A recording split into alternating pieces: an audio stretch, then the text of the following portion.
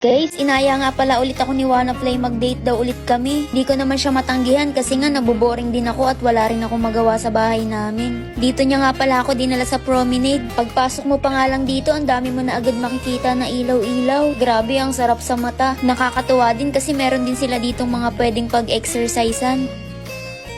Pupunta kami ngayon sa playground.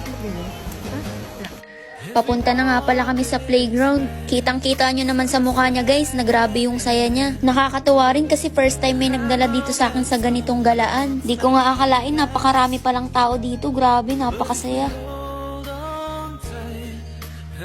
Eto na nga pala yung next naming pupuntahan guys. Sobrang lawak talaga dito, grabe. Sulit na sulit talaga yung gala nyo.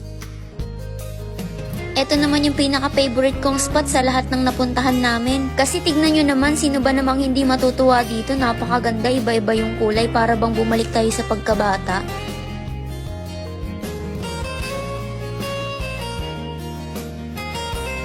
At dahil nakakapagod nga maglakad, huminto muna kami dito para magkwentuhan lang saglit. Ano, sulit ka ba? Sulit, pagod. Salamat nga pala sa pagsama mo sa akin palagi, solid mo talaga.